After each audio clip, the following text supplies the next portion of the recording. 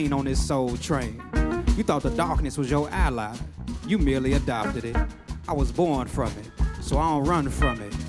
Cause a winner don't quit on themselves. I'm telling these tears going far away, far away. Oh, that's one burning to Freedom.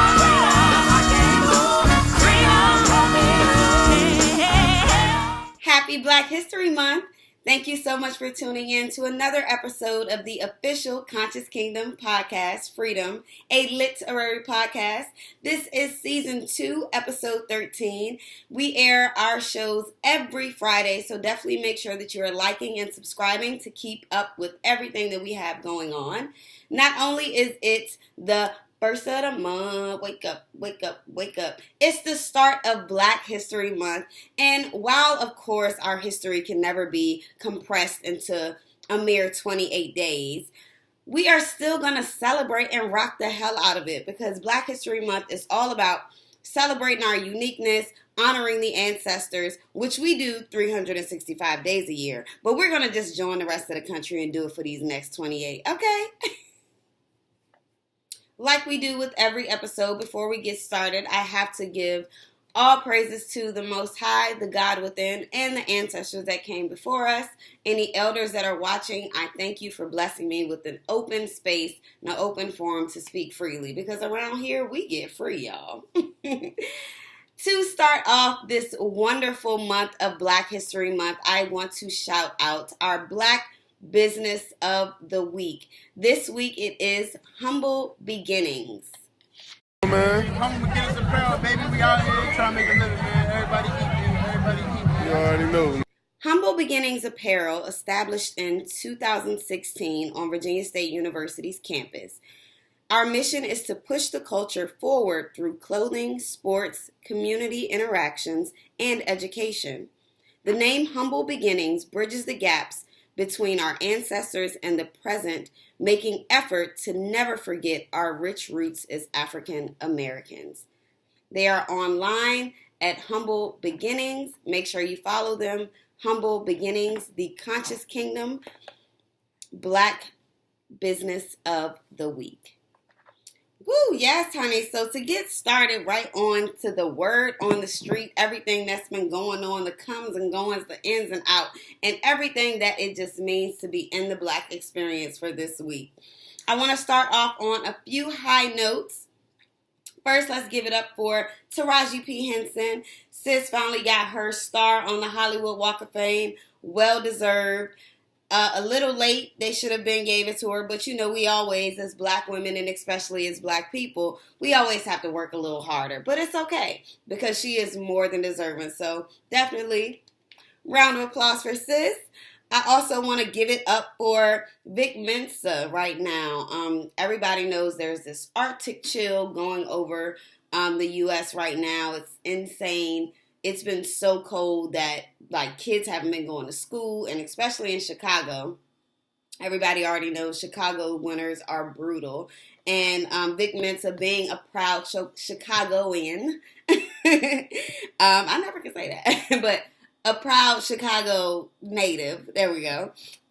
He was actually giving out blankets and sleeping bags and pillows and just really doing his part to look out for those that were in need and homeless during this rough time. So big up to him. We also had Drizzy Drake, Mr. Aubrey Graham himself, just handed out $10,000 in a McDonald's to some employees. Like, just the spirit of giving for the new year, and I love it. We also always have to honor the GOAT himself, the greatest of all time, better than Michael. Yeah, I said it. Mr. LeBron James, because not only is he amazing on the court, an amazing father and an amazing philanthropist and everything else that he is, he's also speaking up and speaking out for Black women.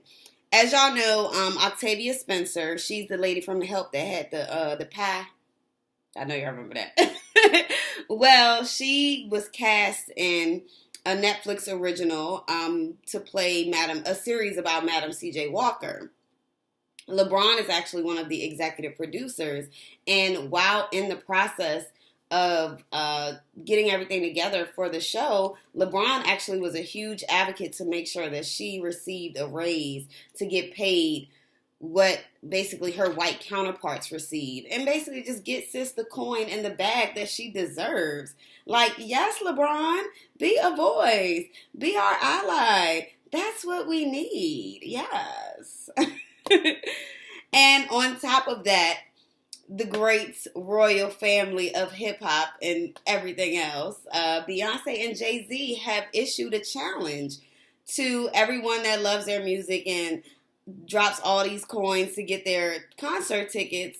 What they're saying is, hey, the challenge is this. If you can go vegan for a year, you can be entered into a contest to win free tickets to either of their shows for life. And I personally commend that, because you have to meet people where they are. A lot of people aren't just going to jump at the sight of, or even the thought of, a vegan lifestyle. It's hard. It's really hard. I myself have struggled with just being a vegetarian pescatarian. Ask my family, they'll tell you. But the fact that they're going to challenge people to do that and give them something to look forward to lower their carbon footprint and their impact on this environment. As much as, we can laugh at, the hippies and the tree huggers and all of that, we do have to start appreciating Mother Earth. We've done a lot of damage as a people just with all of the toxic things that we do and that we use. So to challenge people to live a better, healthier lifestyle, especially knowing the damages that we as Black people face based on a lot of the health issues that we have, I think that is dope. I personally submitted my information because I might be vegetarian right now, but I'll go vegan so I can see my girl bae. Okay? So right on time for Black History Month, CoverGirl has released this huge announcement that they're making an entire new line and collection that's supposed to be manufactured just for women of color. It's supposed to cater to our pigments, be healthier for our skin types, blah, blah, blah. The minute that I saw it, I was like, girl, bye. At the end of the day, I'm not supporting it because there are Black-owned businesses such as Supercent and her brand, the crayon case, which I'm a huge supporter of. I have her highlight on right now. Get into it. And Fenty Beauty by Rihanna, brands that did not wait for it to become a trend or for it to be a successful money train to see that Black women and women of color are in need of products that are specific and cater to us. CoverGirl, Ben had the money for it, Ben had the manufacturing, Ben had the warehouses, Ben could have did this, and they did not. And it's just reminiscent to me of exactly what happens in this country. You're trying to stand on the backs of Black women who thought of it first. No, I won't be purchasing, but I'll keep rocking this crayon case though. So Terry Crews, we all know and love him from that crazy scene in White Chicks. Him and D.L. Hughley had a little Twitter beef earlier this week. If you all recall, Terry Crews was one of the first men to speak out during the Me Too movement, stating that a Hollywood exec actually had grabbed his crotch and was very sexually inappropriate with him as well. So D.L. Hughley had some things to say about that, and Terry came for him. He tweeted at him, You told the world God gave me muscles so I could say no. Are you implying I wanted to be sexually assaulted? I'm listening, sir. Okay. Terry then said, Sir, you said I should have pushed him back or restrained him. And I did all those things, but you act like I didn't. Were you there? DL responds, That's different than slapping the shit out of him. Terry responds, and this is the shade, the tea, and all of it. He goes, So, sir, if you truly feel that it's a correct way to deal with toxic behavior, should I then slap the shit out of you? Ooh. I was like, oh, man. And I'm glad that Terry Crews is so vocal, because him speaking out about this in itself was very revolutionary. We are just starting to see the women's voice be amplified in it. And even with Black women, it's it's still hard for it to be received. I mean, prime example is everything that's going on with the R. Kelly situation. So for Terry Crews to step out on a limb and know he's going to be met with so much scrutiny, but still speak his truth and still be so bold and unapologetic about it, it's inspiring. It's more of what we need. And to be honest, men like D.L. Hughley are an issue. They're problematic because if he's speaking out, he being Terry Crews speaking out about something like this that is so problematic and that is an issue that affects black men all across the country. I mean, just stop and think about how black men are sexually assaulted in the name of stop and frisk. Black men are constantly groped and grabbed and prodded and all these things under this guise of, oh, it's a security measure. Oh, I'm searching for something. I'm not a black man, but I've seen black men go through that. And I saw how uncomfortable it made them. You're being violated when 9 times out of 10, those that are being stopped and frisked are not even generating anything that is against the law. So it's like, for him to speak out about for him to be a black man who was violated and voice that and stand up and say me too, it was powerful. And it's problematic for D.L. Hughley to use such the large platform that he has to then question that and try to turn it into a question of his manhood. At the end of the day, as a black man, as a black woman, we have to walk a fine line, because if we are too aggressive or anything, if we retaliate, we are all aware that we're going to receive harsher criminal consequences. So you can't just say, oh man, you should have beat him up. If he would have did that, what would that have done to his career? What would that have done to his family? What would that have left him with if he would have just gave into that and beat his ass? It's like we can't be so quick not to empathize and see the deeper meaning of things just because we want to be clickbait or just because we want to try to challenge someone. Everybody's seen Terry Crews. That man is huge. He definitely could beat some ass, but that's not what it's about. Regardless of size, age, anything, no person should be violated that way. And DL, get yourself together. Terry Crews, I commend you for still, despite all things, using your voice and speaking out. Because for black men everywhere, it is yes, #MeToo as well. So speaking of stop and frisk and the police and all that, so the Baltimore City State's Attorney, Marilyn Mosby, yes, black woman, she announced this week that marijuana possession cases will no longer be prosecuted. And this is a direct quote from her office. She said, prosecuting these cases has no public safety value, disproportionately impacts communities of color, and erodes public trust, and is a costly and counterproductive use of limited resources. Okay. So this is major because that is such a large issue in Baltimore City. So moving forward, the following changes will be made to the actual marijuana policy. The office will no longer prosecute possession cases regardless of the weight or person's prior criminal record.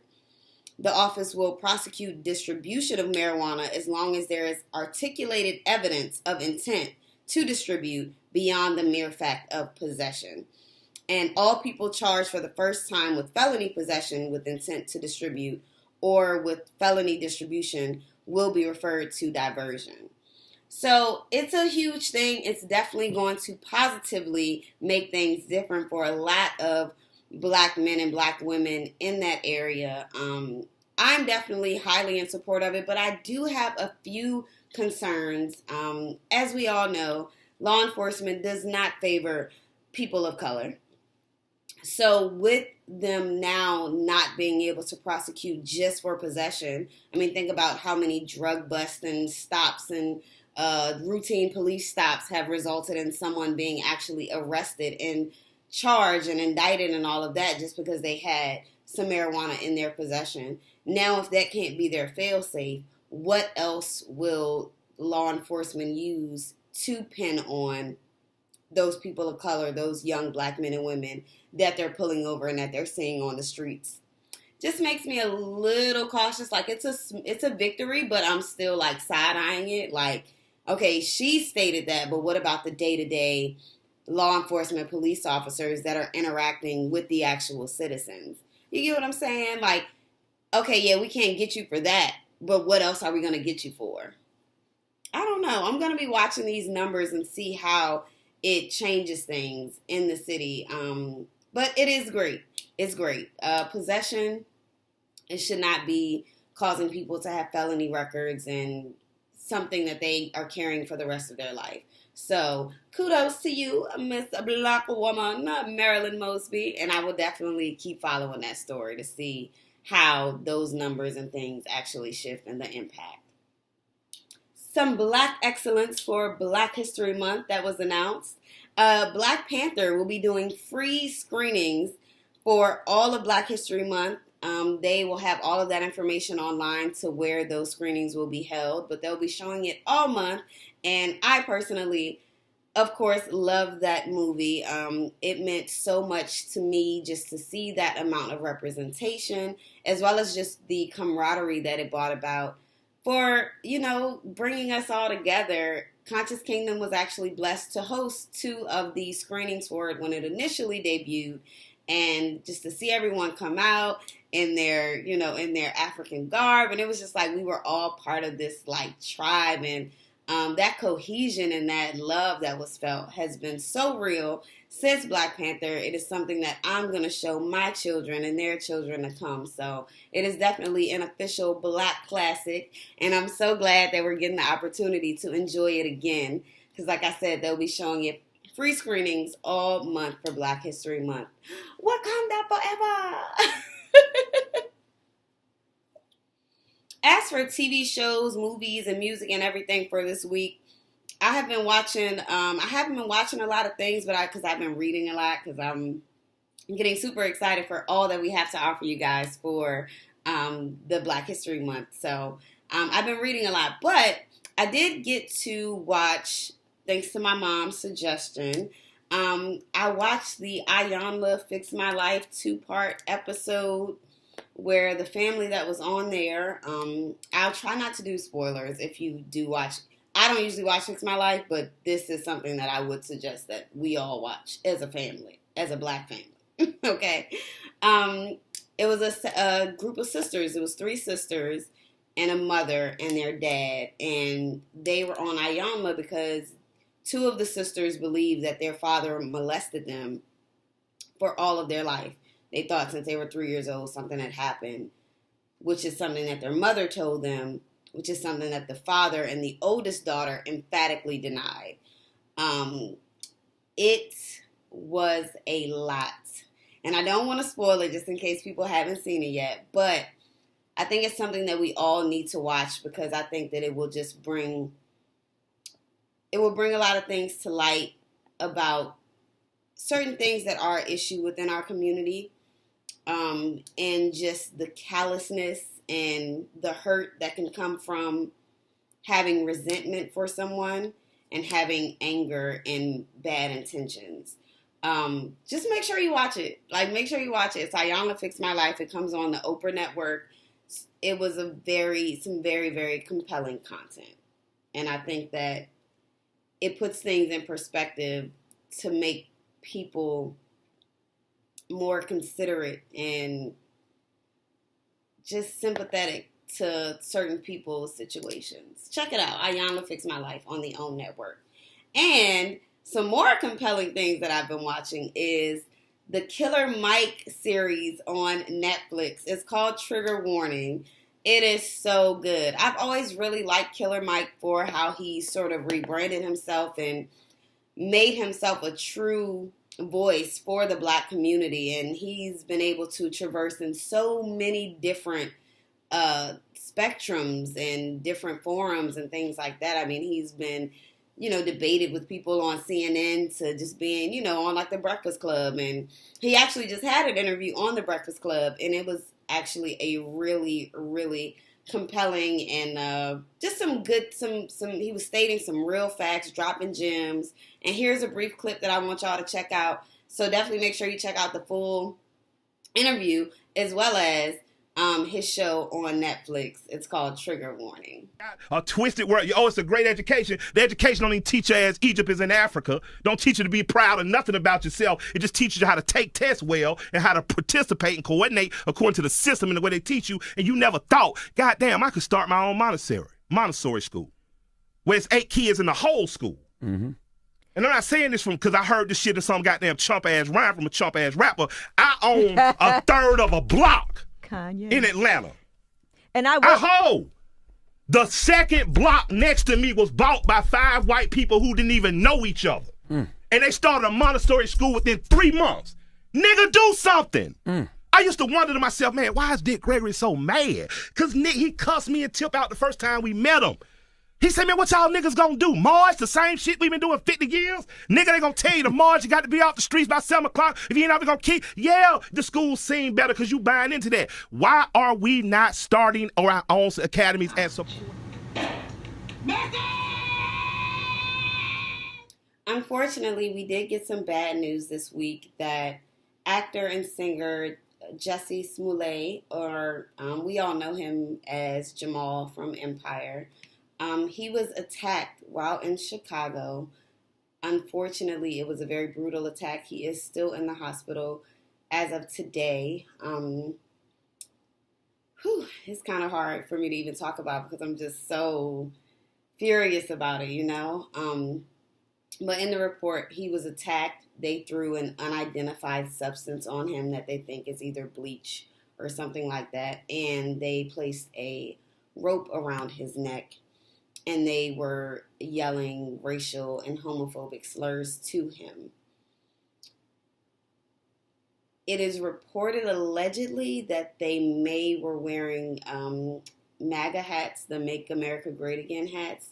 And that, we all know those are, the MAGA hat is literally now synonymous with, for me, it's the same sort of symbolism of hate as the hooded cape of a Ku Klux Klan member. I think that white supremacists have done a great job of making sure we all know what that hat and what support of that particular person who started that means. So if that part is true, it is very, very upsetting. The fact that he was attacked, periods, is upsetting. And it's just really unfortunate. It was really nice to see all of the celebrities in support of him. However, it did bother me that people are questioning the validity of this. Like I said, it hasn't been all the way confirmed that the people wearing it, the people that attacked him were wearing the MAGA hats. But either way, this is a black man. Don't even worry about the gay part. This is a black young man who was attacked and brutally physically harmed and a rope placed around his neck. We as black people know the significance of that. Our ancestors were, their bodies dangling from trees, being strung up, their blood being splattered on the leaves. Like, we know the significance and the symbolism of that. So regardless of how you feel about his sexual orientation or any of that, this is a moment that we all band together and we speak up. And there is no in the middle, I'm undecided. We have to unite and stand up for one another. And it bothered me that people were somewhat on the fence about it. And I think that it was mostly linked to the fact that he was a homosexual. Well, he is a homosexual man. I think that they're concerned about that part when that does not matter. Regardless of what his sexual orientation is, he is a black man.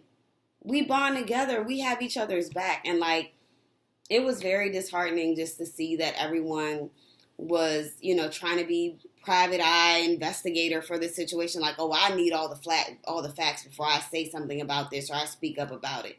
At the end of the day, regardless of whatever you think, he's been attacked. We know he's in the hospital right now. That's a problem. That is a problem. We need to have solidarity, regardless of what someone's sexual orientation is.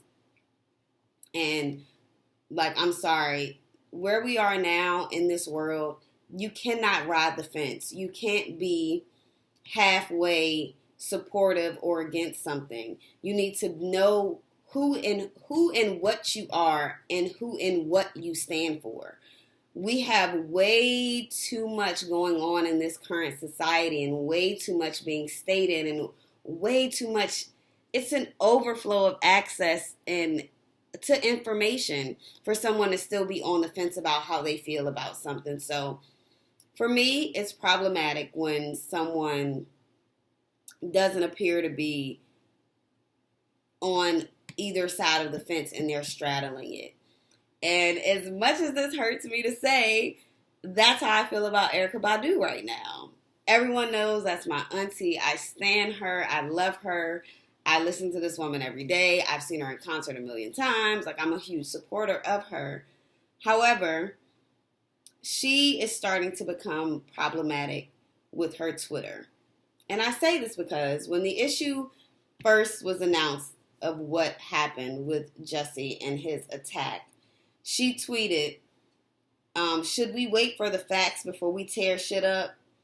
And she's like, her main point was basically, the media does certain things to get us upset, just like they did the other day when they had y'all all upset with me about the R. Kelly thing.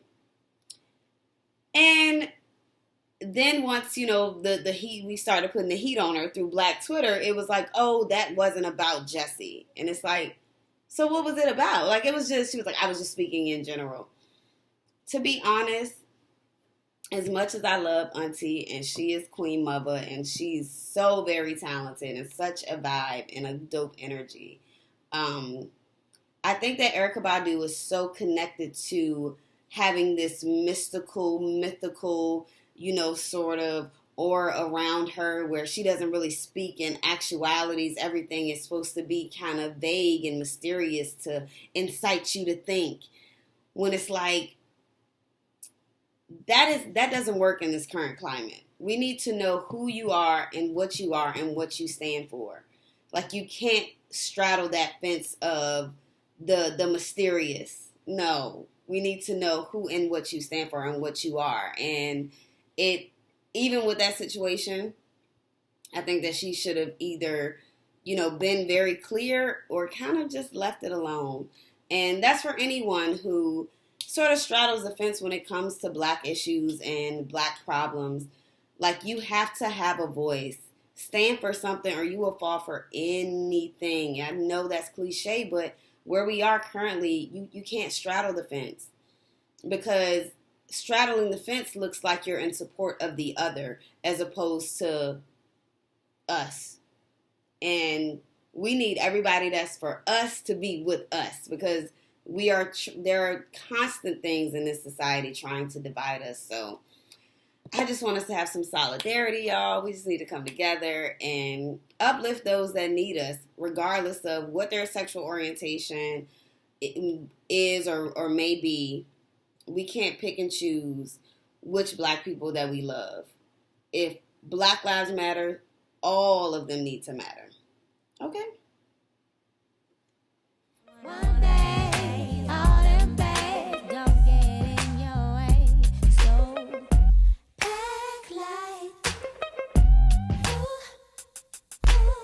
Yes. So this weekend, Pack Light. Pack Light is a segment where we discuss something or a situation in the Black community that we may not want to discuss or that is a bit taboo, but something that we must discuss for our healing. This week, Pack Light is about our self-identity. As Black people in America, it's difficult for us. We were separated from our homeland And we were raised in a place that doesn't really give us a sense of home. We are unfamiliar and unaware of what our roots are in the homeland. We don't know our specific lineage, and colonizers made sure of that. They separated our ancestors from everything that they knew to be home and love and community.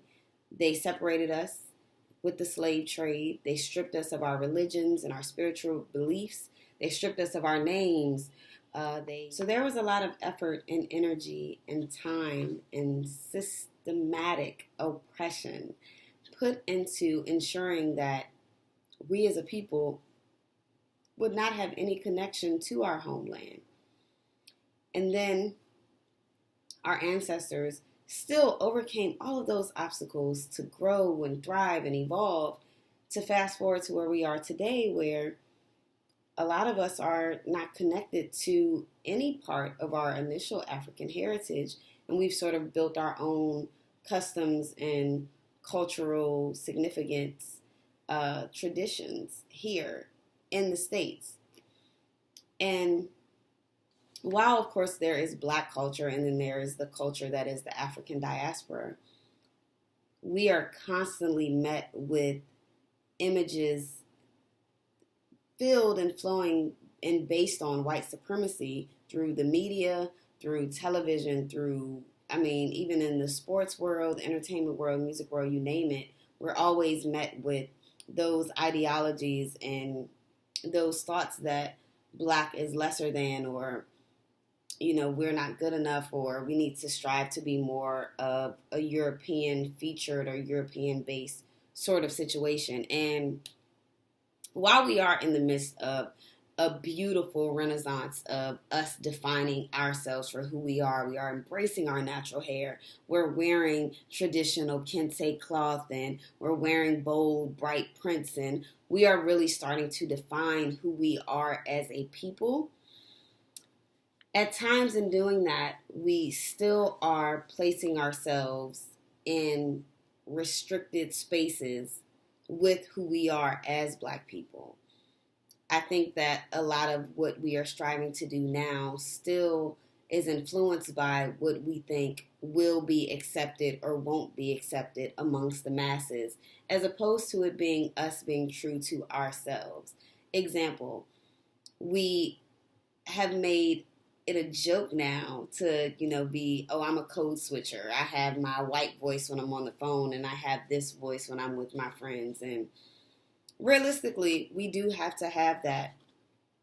But just in that same token, we have to also remember that not everyone is knowledgeable or had access to know the significance or learn how to code switch. So what I'm starting to see amongst us is there's a sort of a classism divide between the people who, for example, the girls that are educated and did go to college but still appreciate ghetto culture, but then they fear the ghetto girls and the ghetto women that actually grew up in the hood. It's like, but it's cool when you're out at your fancy brunches and you're bigging up, oh yeah, I'm twerking. Oh, I'm aware of this and I'm aware of that because it's fashionable, not knowing that those same fashions that you're pulling from a Kardashian was inspired by the very same ghetto girls that if you see her out, you won't interact with her because you fear her. While we are gaining this love of who we are as a people, we can't let our differences and our upbringings and our socioeconomic classes divide us. And just because you as a person may have had access to attend an all-white school, so there are things that you may know that make you feel like you're a bit more cultured, don't discount the women who and the men who didn't have access to that. Don't look at them as if they're less intelligent or they lack something to offer. When we are defining ourselves and our self-identity, we can't filter what is Blackness based on white ideologies and the white spectrum, the Caucasian European spectrum. Because the beauty of being Black is we cover all things. We are multifaceted, multidimensionals with so many dynamics and different flavors that we can't look at one flavor or one type of style or upbringing or city or small town as if it isn't worthy just because they may not have had the Ivy League college, what it looks like to be a successful Black sort of archetype. When defining ourselves for ourselves, we need to be our own standard and not compare ourselves to that of the Caucasian European standards. If you can love Black culture and speak up for Black culture and love the things about the hood that are entertaining, love the people that are there as well. Love them, embrace them, and have unity with them, because the things that you learned in your lifetime is what you can take back to your community. And you can share that as opposed to thinking that there is a divide just because it was a separate upbringing. Self-identity. We define who we are as a people and as a community, and we base it off of our own standards. Unity and acceptance, regardless of upbringing, education, and socioeconomic status. Yes! So each and every week we finish off the podcast by taking some time to have a real book with real pages to read aloud and to really just dive into literacy, because that is the true way that we will gain our liberation. Liberation through literacy is the key here, and that's why this is a literary podcast, because we are going to read, honey, and get our lives. And one of the greatest things that happened to me when I came upon my journey of just learning the knowledge of self and what it truly means and the power that I hold to be a Black person, one of the first people that I discovered was Marcus Garvey. And this was actually one of the first books that I read. So in honor of Black History Month and Freedom and it being Freedom Friday and this literary podcast, I figured there is no better person to start off with than the legendary, the amazing, the pioneer that is Marcus Mosiah Garvey himself. Okay? So the short tidbit that I'll be reading from today is African Fundamentalism. And this was actually in, if I'm not mistaken, 1925 from the Atlanta, Georgia Federal Penitentiary. Fellow men of the Negro race, greeting. The time has come for the Negro to forget and cast behind him his hero worship and adoration of other races, and to start out immediately to create and emulate heroes of his own. We must canonize our own saints, create our own martyrs, and elevate to positions of fame and honor Black men and women who have made their distinct contributions to our racial history. Sojourner Truth is worthy of the place of sainthood alongside of Joan of Arc, Crispus Attucks, and George William Gordon, are entitled to the halo of martyrdom with no less glory than that of the martyrs of any other race. Africa has produced countless numbers of men and women in war and in peace, whose bravery outshined that of other people. Then why not see good and perfection in ourselves? We must inspire a literature, a doctrine of our own, without any apologies to the powers that be. The right is ours and God's. Let contrary sentiment and cross opinions go to the winds. Opposition to race and independence is the weapon of the enemy to defeat the hopes of an unfortunate people. We are entitled to our own opinions and not obligated to or bound by the opinions of others. If others laugh at you, return the laughter to them. If they mimic you, return the compliment with equal force.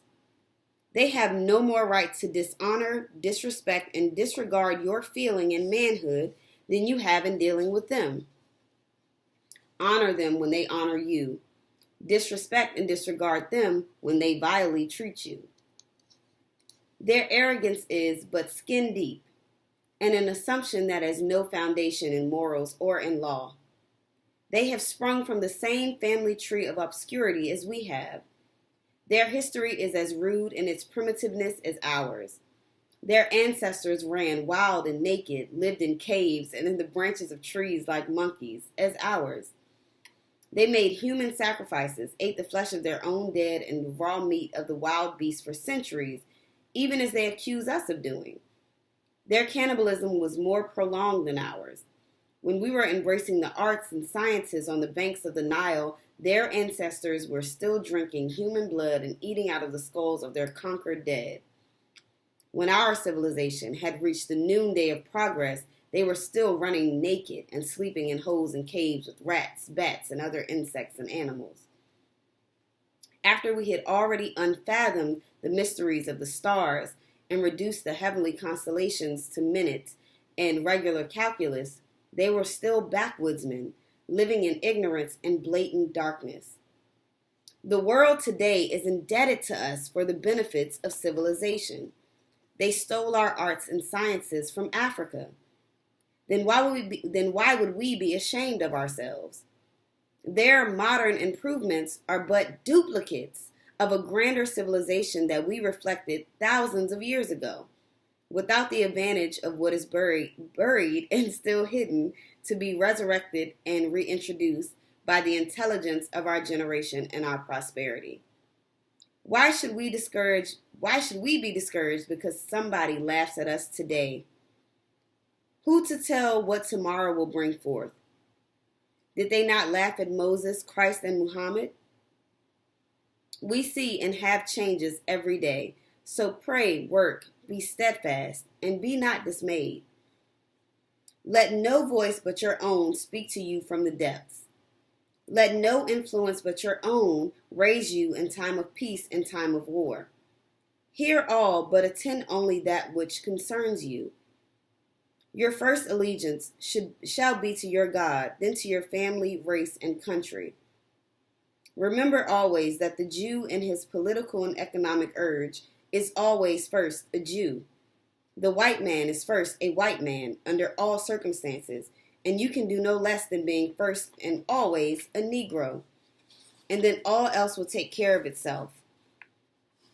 Let no one inoculate you for their own conveniences.